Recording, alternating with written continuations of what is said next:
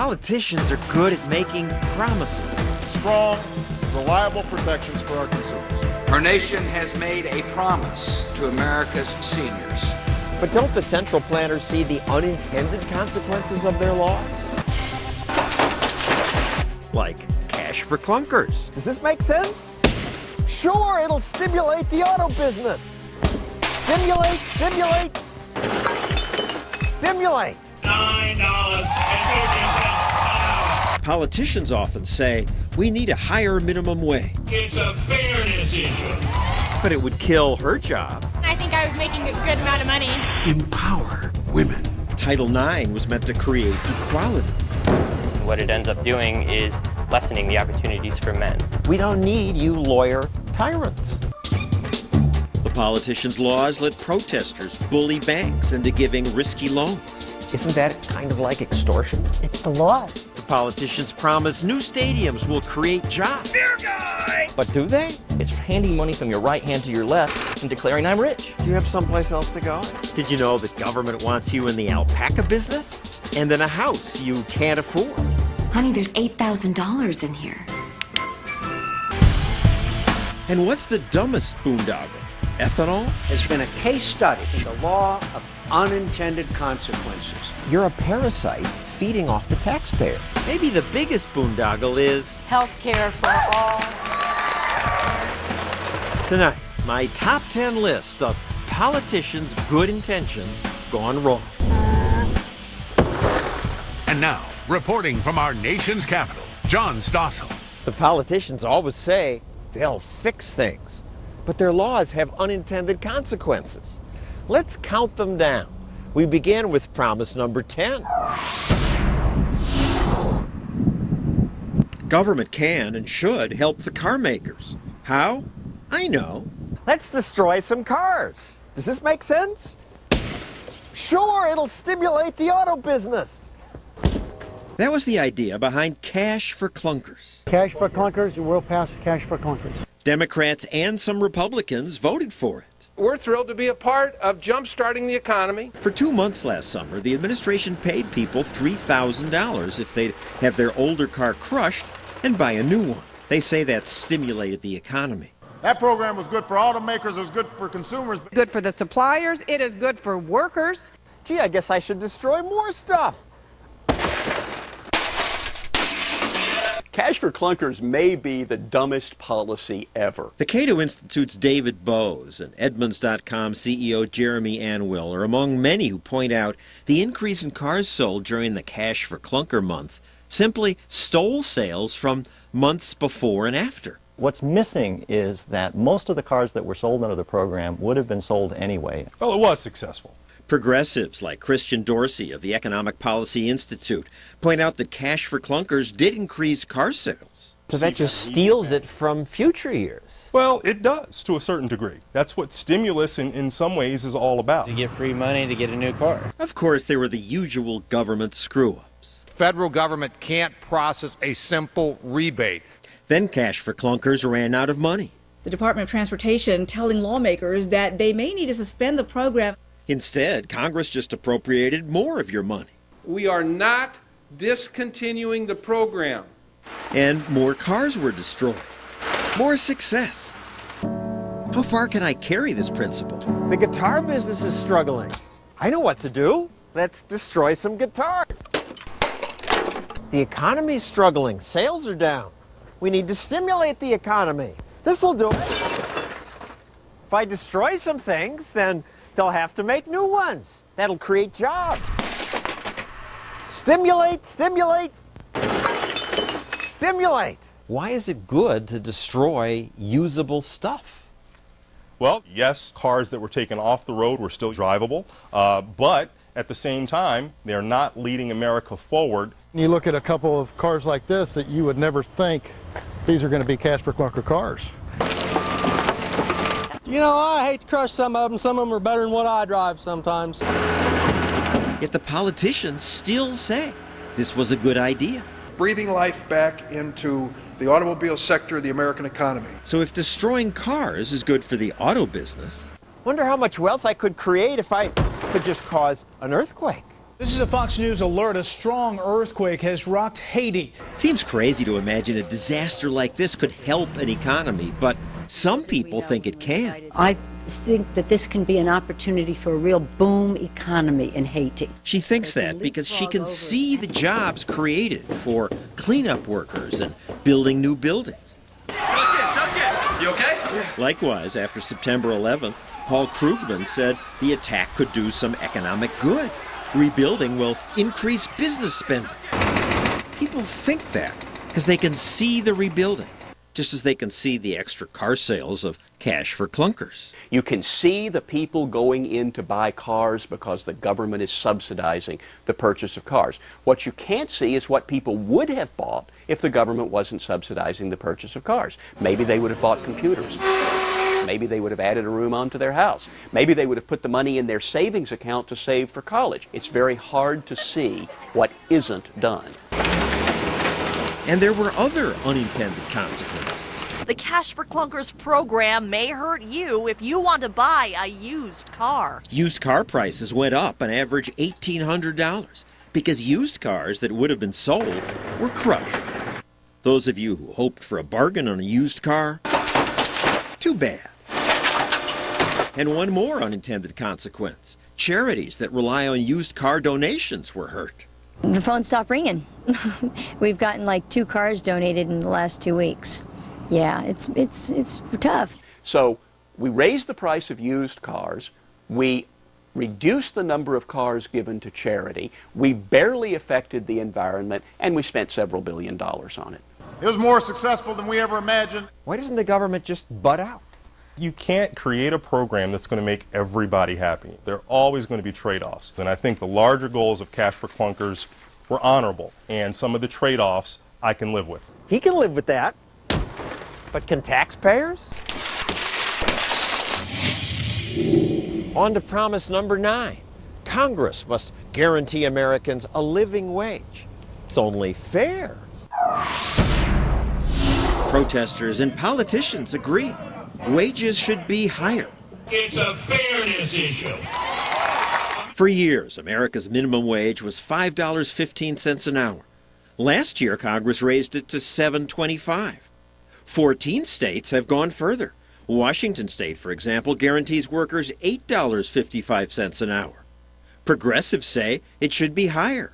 Absolutely. What would that be about? It would be about $9 an hour. Well, it's a nice idea. Economist Russ Roberts points out setting minimums has unintended consequences. The first reaction is, great, I got to get a raise. This is fantastic. I'm finally going to be able to buy this, that, and that, take care of my kids. And that, of course, is part of the political appeal of the minimum wage. That's the seen benefit. That's the seen benefit, if you keep your job. What would happen if the government forced my company to increase wages? Gosh, you guys happy? You want that? Aren't you guys, aren't you underpaid? Come on. So, absolutely. I mean, there's no doubt about it. So let's give them a 50% raise. Your first thought is, that's awesome, 50%. Your second thought is, I wonder if they're going to keep as many camera people as they had before. We quit hiring people without experience.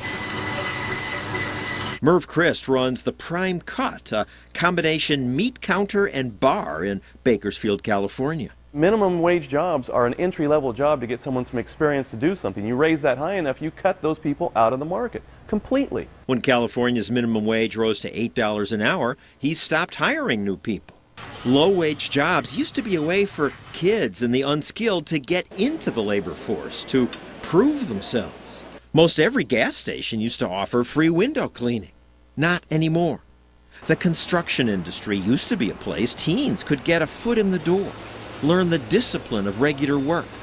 But the minimum wage left many teens out of jobs. No wonder teen unemployment is 26%. If they were to get rid of the minimum wage, we could easily hire more people. Warren Myers manages public parks.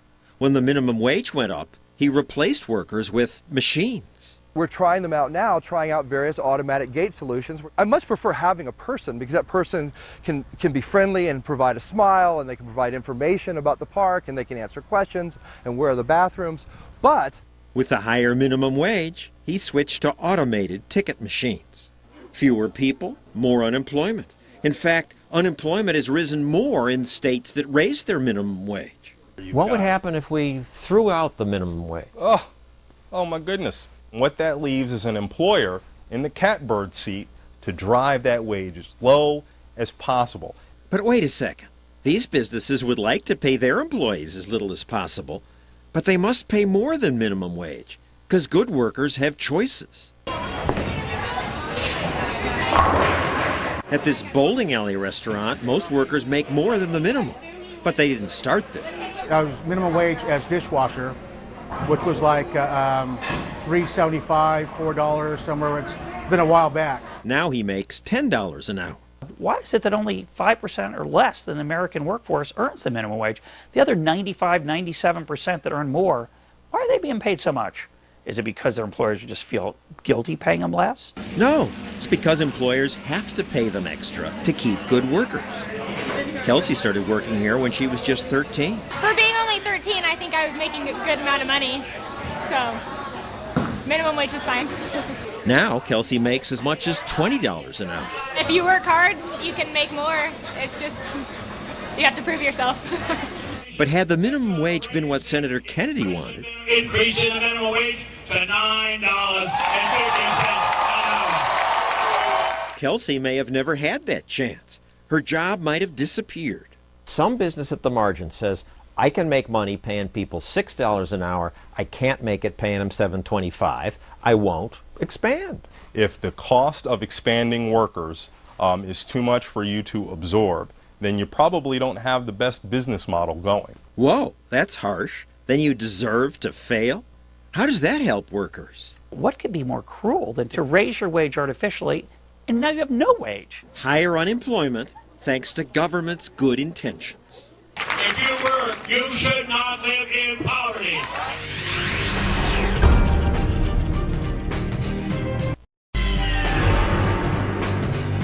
I'm against sexism, aren't you? Men and women should be treated equally. That just seems fair. But it's a new idea. Our culture used to say, we men are the breadwinners. Women do housework. Flying high on my freedom, got a brand new rap. Then came the women's movement. President Nixon signed Title IX, which says, no person shall, on the basis of sex, be subjected to discrimination.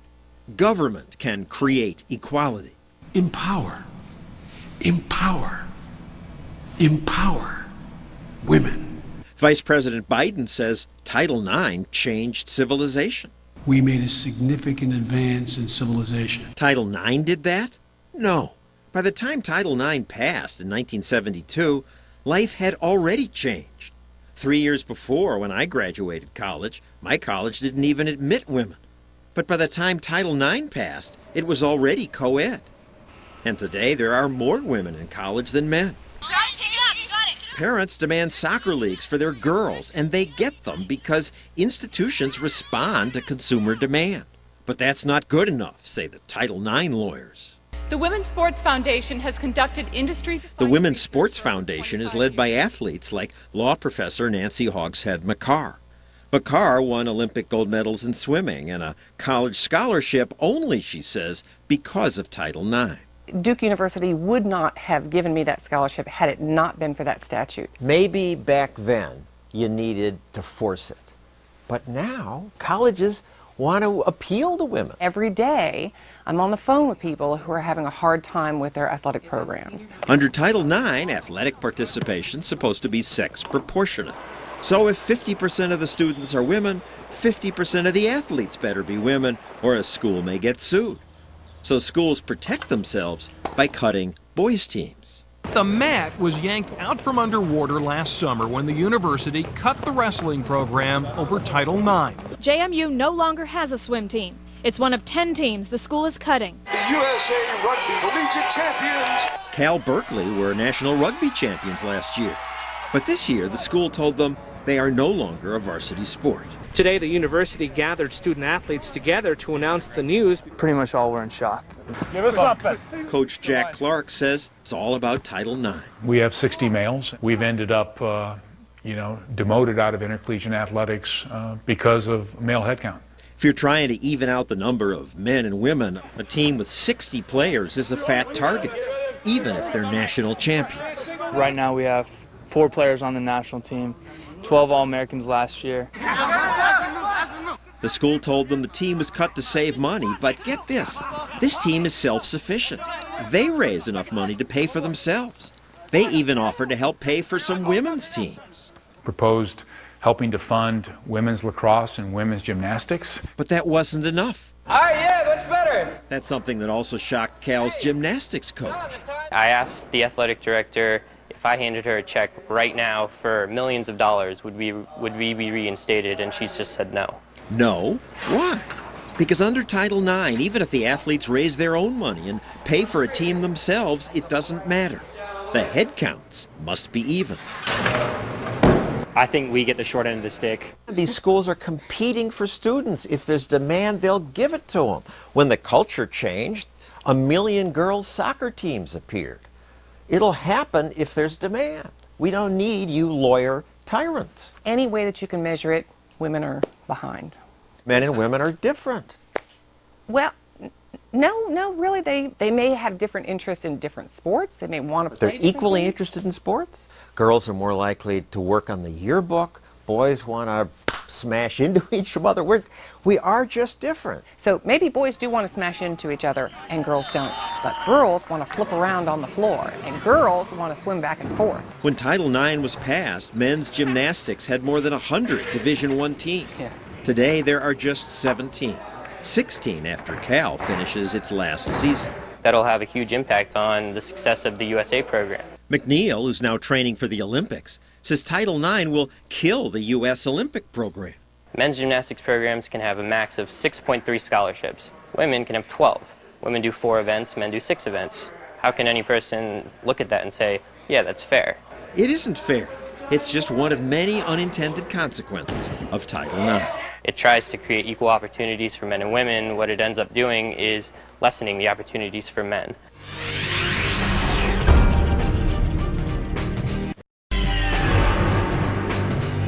Continuing our countdown, now promise number 7. If politicians take your money and use it to build fancy stadiums like this one to host big events, that'll boost the economy. It's why America fought to get the Olympics. The Olympic Games brought hundreds of thousands of tourists to China. It's a reason cities bend over backwards to get the next Olympics. We want these games. The president wanted the Olympics in his hometown so much that he and his wife personally campaigned for it. I never dreamed that the Olympic flame might one day light up lives in my neighborhood. Rio de Janeiro. But they lost. Brazil won. This cheering suggests that America missed out. After all, Olympic boosters always say the Olympic Games, have the ability singularly to transform an entire nation and a city. The job, contracts, and opportunity. Thousands and thousands of construction jobs. But economist J.C. Bradbury says most of that construction ends up as waste. In China, they built the Bird's Nest Stadium, which was a beautiful architectural feat. There's no need for it anymore. It sits virtually empty. People remember the big crowds. They're less likely to remember the waste. They always tell me this will be good. Oh, it's going to put us on the map. We're going to have people coming from out of town spending their money, and then we're going to take that money and spend it and spread the wealth around. Do they ever live up to their promises? Never. But politicians repeatedly claim building lavish new stadiums, like this one planned for Miami, will provide economic stimulus, unleash thousands of jobs, revitalize the economy. Build it and they will come.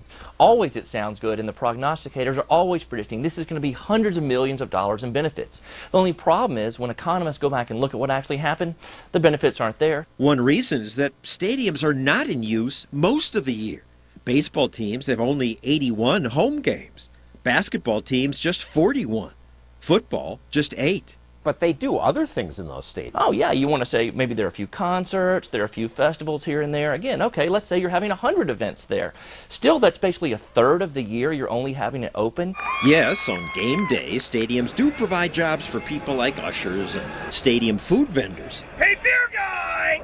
But those are just the seen benefits. The unseen cost is that those people would otherwise be spending their money elsewhere in the local communities. At the local bar, there's one less bartender. There was one less waitress hired at another restaurant. A movie theater that had one less theater full. It's handing money from your right hand to your left and declaring I'm rich. You can't see the person who doesn't get hired. Absolutely. It's the classic seen versus the unseen. And we're always going to favor the seen. The unseen, like the grocery store, doesn't have a politician in its pocket. The grocery store isn't asking for big subsidies from government. We're taking from people we patronize every day and asking them to pay more to subsidize an already wealthy baseball team owner or football team owner. So what do you do when the team says, we're going to leave? Do what San Francisco did. When the Giants said, we're going to leave if you don't build us a new stadium, the city said, we're not going to do it. The owner realized, okay, you got me, I'll build a stadium for you. They don't need government welfare to help build these things for them. Let them do it. The latest event that was supposed to revitalize the city was the G20. Everybody say cheese. Leaders and bureaucrats from 20 nations come together in one city to talk about the economy. When they chose Pittsburgh, the mayor was excited. They see our beautiful skyline, they see our great three rivers. Senator Bob Casey told residents the event would be an economic boon. Local businesses were told G20 would bring in thousands of visitors. Patrick, you're all set. Tim Tobich and Megan Lindsay owned Franctuary, a hot dog shop that stayed open late for those thousands of new customers. But they never came. It was just completely dead. Nobody was here. Certainly the fewest customers we've ever had. I thought it was going to be a good thing at first, even though I'd like to think I should know better. So where were all those guests the city promised? Oh, here are some. Move out of the street. 1,000 state troopers. I hereby declare this to be an unlawful assembly. No one sees a tank and thinks, oh, I'll go downtown for lunch. Next year's G20 will be in Cannes, France. Good luck to them. Next, Uncle Sam wants to help you buy some of these. When we come back, I'll explain.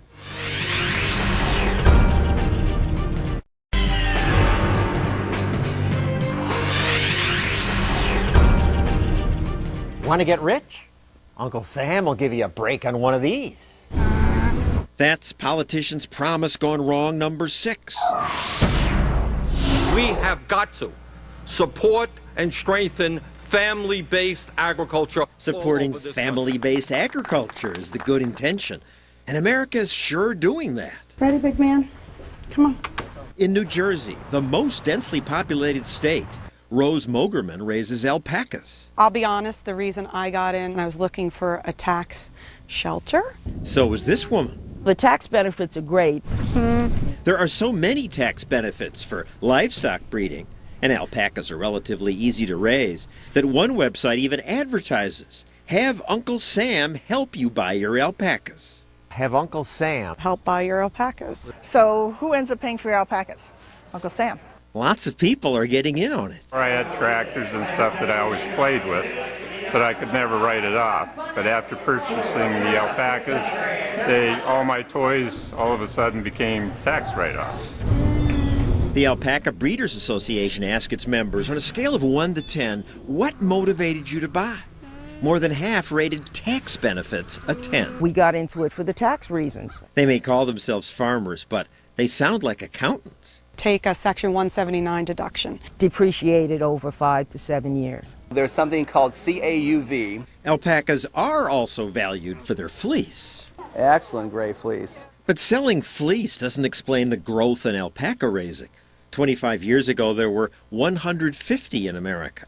Now there are 150,000. So, 10,000. She has a pedigree that is solid gray. At alpaca auctions, prices have gotten high. It's only money. Don't be so uptight about it. Just recently, an animal sold at auction for over $600,000. Wow. But this is not necessarily a good thing. Do you have someplace else to go? This llama may not like me talking about this, but economists at the University of California, Davis warn the industry is a bubble. Government's good at creating bubbles. Last year, I reported how Congress's ridiculous tax credits created a bubble in golf cart sales. It is endless the possibilities that this bill will pursue, encouraging energy-efficient products such as plug-in hybrid cars. Unfortunately, the plugs are connected to coal plants. The National Research Council says electric cars may be worse for the environment. No matter. The jobs that are going to be created. This car dealer advertised free electric cars. Buy one for $6,000 and take the $6,000 tax credit. Governor Mike Huckabee got one. A friend of his got 7. I got this one. Totally free. Free for me anyway. You taxpayers paid for it. The deal sure helped the golf cart industry. My dealers sold 10,000 carts. At least the golf cart credit expired, but most government giveaways don't. I fell in love with them. But first you fell in love with the tax break. Yes, I have to be honest. I might have had 2. I wouldn't have had 100. Next, have you got some of these in your wallet? Be careful, I hear those evil credit card companies want to rip us off. But don't worry, government says it will stop credit card abuse. That's promise gone wrong number 5. Enough's enough. It's time for strong, reliable protections for our consumers. Protection. Finally. Congress passed the Card Act and a new bureaucracy that will stop credit card companies from unfairly penalizing you. And it won't threaten the credit business. Unless your business model depends on cutting corners or bilking your customers, you've got nothing to fear from reform. Yes, you do, say economists like Todd Zwicky. Once credit card companies couldn't penalize late payers. They simply raised interest rates across the board for everybody. Credit card interest rose from 13% to nearly 15%. Mortgage rates actually dropped a little. So did Treasury bill rates. But credit card interest went up. Also, banks stopped offering credit to some people. J.P. Morgan Chase cut off 15% of its customers. Hundreds of thousands of people can't get cards who used to be able to have cards, and all the rest of us now have to pay more for credit. Maybe they're better off not having credit because they couldn't handle it. Just to say that they don't have a credit card doesn't mean that they don't have credit. They'll just go to more expensive places. You're going to go to the local payday lender or the local pawn shop to get the money that you need. And really get ripped off. And how much did you want to loan today? Payday lenders are businesses that make small, short-term loans, often just till payday. A bill came in and it was a little higher than I anticipated. I borrowed $250. That was good for me. But the annual interest, this place posted clearly 521%. Some places charge more. 800% interest is legal? Maybe not once consumer protectors get Congress to ban those abusive payday loans. But what elites call abuse, some consumers call a way out. I know people say predatory lending, blah, blah, blah, high interest rate, but if you have an emergency. For many people, payday lenders are the only way they can avoid missing a bill payment. It's not just a matter sometimes of saving money, it's a matter of saving yourself grief. Why don't they get a credit card? Oh, I forgot. These men made that tougher. Every time I apply, they turn me down. People who have limited choices when it comes to credit are not likely to have their situations improved by taking away some of those limited options that they have. The political class promised to fix credit card penalties, but the penalties equal less than 7% of banks' earnings. Banks make much more charging interest. Politicians say they rip us off there too. If they could get away with charging you 100% interest, they would. Certainly they would. The problem is they can't. This is one of the most competitive markets in America. I've got 4 credit cards in my wallet. As I sit here talking to you, my credit cards are competing for my business. If one credit card tries to rip me off or charge me too much, or even if they don't talk to me nice on the phone, I'll switch to another credit card. And caps on rates have unintended effects. Arkansas once capped interest at 10%. Very few people could get a credit card in Arkansas as a result. Arkansas is also known as the pawn shop capital of America. Pawn shop interest is often 250%. In the 1960s, the second biggest revenue source of organized crime was illegal lending. Is that the world we want to go back to, where we get rid of payday lending and we're so morally outraged that we're going to put people in the hands of the leg breakers and the loan sharks? They charged an interest rate that was well over 1,000%, and their collection techniques are a lot tougher than your local pawn shops.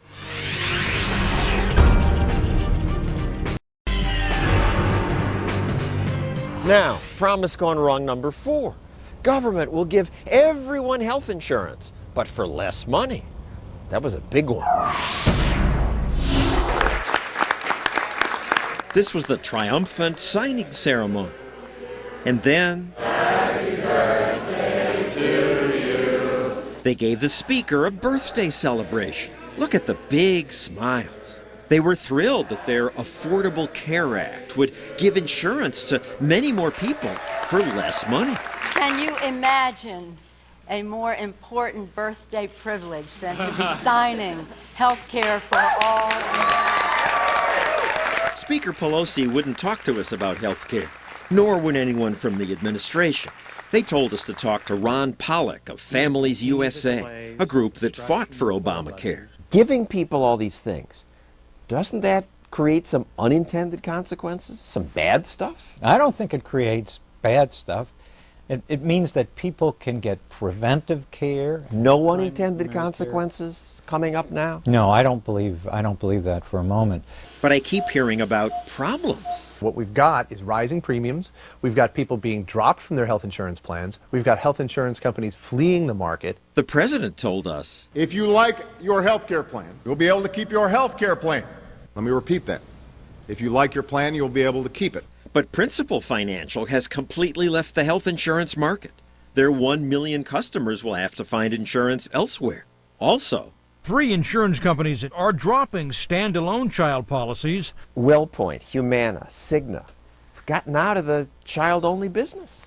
Yeah, well, the child-only business is less than 1% of those Principal Financial Group got out of the whole business. The fact that some marginal company drops out of the market Some million altogether. customers, not that marginal. Yeah, but let them go out of business. Not a problem. Not a problem. No, not a problem. when there are what the administration considers problems, they make exceptions. 100-plus employers have obtained waivers from the administration, which allows their workers to opt out of the new law. So far, they've given out more than 100 free passes. The biggest single waiver by the federal government was for the United Federation of Teachers. But if this is such a good law, why do the politicians give waivers to those who kiss their ring?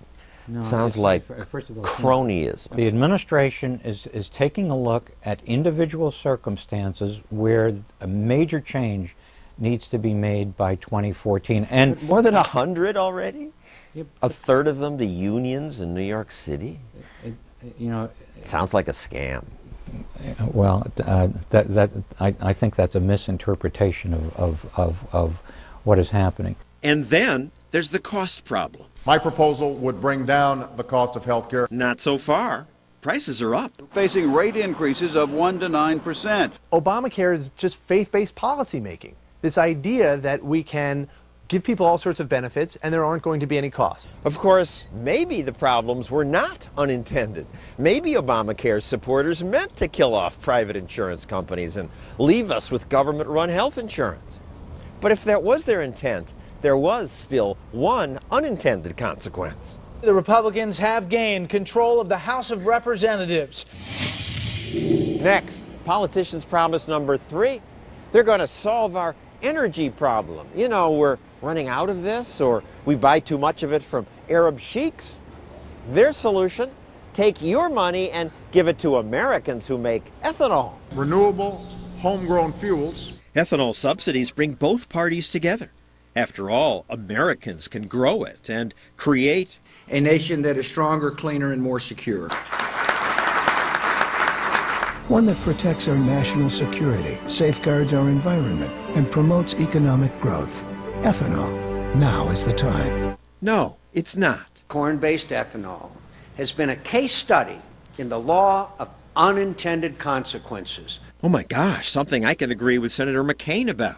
He could not see the unintended consequences of things like McCain-Feingold, but at least he sees them for ethanol subsidies. We should not be subsidizing ethanol. We're trying to change America's fuel consumption pattern. General Wesley Clark now fights for ethanol. In 2008, we paid over $50 billion to the Saudi government for imported oil. And we're still doing it even though we're paying you guys a ton. The point is that the money that's paid on ethanol is money that stays within the American economy. It does, but at what cost? The Congressional Budget Office says for each gallon of gas replaced with ethanol, we pay $1.78 in subsidy. But at least our money stays in the country. It makes me feel good. I'm keeping the money in America. All these programs are designed to make people feel good. We're going to help the farmers and we're going to hurt the foreign oil producers with ethanol. And we don't look at what is not seen, which is the rising price of milk and the excessive amount of fertilizer and fuel that was used to produce this additional corn. Oh yeah, food prices are higher because so much farmland now goes to corn used for ethanol. And we consume lots of corn. Corn syrup sweetens thousands of foods. It helps create the meat we eat. Corn's our biggest item. Steve Fogelsong, who raises cattle, is mad that feed costs more now because ethanol is both mandated and subsidized. If you want to do the same thing for me that you're doing for the ethanol guy, then you have to mandate that absolutely every man, woman, and child in America has to eat 50 pounds of beef, and then you're going to turn around and give me $2 a hundredweight on these steers. Then we're at the same place. But the ethanol industry wants more subsidies while talking about free markets. You should have free market competition. Well, a free market means no subsidies. Exactly. But it also means... But you've been getting subsidies for years. Stop. We're ready to transition out of the subsidies. Okay, but tomorrow? Well, it depends. Can you give us a chance so that Americans can have a choice as to what they put in their pumps? By choice, he means government should now pay to have gas stations install these special ethanol pumps. But government didn't install gasoline pumps. Entrepreneurs did. If the public wants it, service stations will do it. Why does the taxpayer have to pay $75? Because it's like anything else. You've got to get it started. You're a parasite feeding off the taxpayer. Stand on your own feet. We're ready to stand on our own feet. To do that, it needs a fair playing field. Fair? They want more subsidy when ethanol already gets $50 billion of your dollars, increases the cost of food, and, as it turns out, isn't even better for the environment than gasoline. Corn ethanol is responsible for incredible environmental harm. Ben Schreiber works for the environmental group Friends of the Earth. The Green Lobby once supported ethanol, but now they say the environmental consequences of corn ethanol are worse than the environmental consequences of gasoline. But this makes no sense. It was being done because of you environmental groups saying, oh, don't use oil, oil's bad. But now that we've studied corn ethanol more fully, we realize that it actually has worse consequences than gasoline. So, whoops, we were wrong, but now we can't undo it? We're fighting to undo it. But government programs are almost never undone. Boondoggles live forever. You know, I said Cash for Clunkers was the dumbest program ever, but it's a lot smaller than ethanol. So ethanol might be pound for pound the dumbest program ever.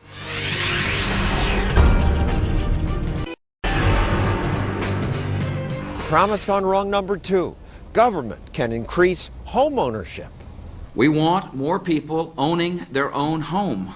Some politicians even promised our home ownership strategy will not cost the taxpayers 1 extra cent. It hasn't worked out that way. These experts in the housing bubble point out not only did our policy cost taxpayers billions, it also killed neighborhoods, it's ruined people's lives, it gave people an illusion they could afford something they couldn't afford, rich and poor. I'm told greedy bankers caused the bubble. Government exaggerates rather than minimizes the age-old impulse to greed. The government made it harder for bankers who wanted to do the right thing. Because if a banker stayed with safe loans, he missed out on profit he could make selling lots of high-risk loans to Fannie Mae and Freddie Mac. If he was making good loans, he might only be earning 8% rather than 20%. Maybe he loses his job as CEO. The most damage was done through the bundling of bad loans at Fannie and Freddie. But some was done by a law that requires banks to lend to disadvantaged people. Make the goal of affordable housing a goal that is obtainable for all Americans. So Congress told banks, make loans in poor neighborhoods, or we may not let you merge with other banks. Phyllis Salo-Kay runs an advocacy group that uses the law to demand that banks make more loans. We said to banks, you have to make special products that are affordable to low and moderate income people, particularly women and minorities. And any bank merging knows they have to come and talk to us. A bank that wants to merge has to talk to you? They don't want us standing in front of their bank picketing. Whether we stand up dressed as a turkey at Thanksgiving and saying this bank's a turkey. Sounds like you're running an extortion racket. Give us money or we'll stop your merger. No, we say lend money. Isn't that kind of like extortion? It's the law. The law gives us the right to do it. Even worse, government pushed mortgages that require down payments of just 3% or less. This chart shows how those loans gradually increased. Having everyone own a home is not the American dream. It's the dream of the National Association of Realtors. The National Association of Realtors wants you to take advantage of the $8,000 first-time homebuyer tax credit. So, given all the foreclosures, did government stop subsidizing housing? No. Honey, there's $8,000 in here. We haven't learned the simplest lesson, which is we ought to stop fiddling with the housing market. No, we haven't learned that lesson. Nor have we learned not to fiddle with the automotive market and the livestock market and college sports and healthcare and fuel and stadiums and credit cards and all the things that government promises to make better while really making them worse. And that's the number one promise gone wrong. These guys say they'll be fiscally responsible, and then we elect them and they spend more. They're spending us into bankruptcy.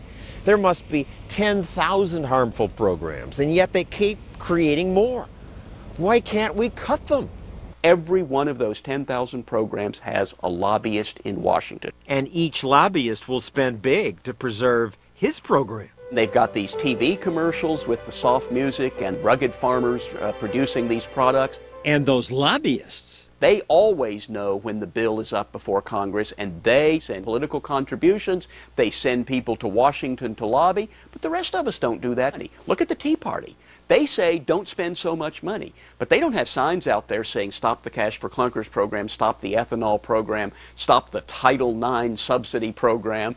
You could do a whole show on people should be more engaged. People should be better citizens. But the fact is we have lives, and there's no way that any normal person can know about the 10,000 programs that make up the $3.5 trillion federal budget. And so the programs keep growing, and we must pay for their cost and their unintended consequences forever.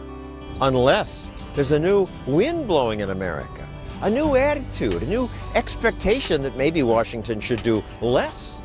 I hear there is. I sure hope so. That's our program for tonight. I'm John Stossel, hoping for a restoration of freedom. Good night.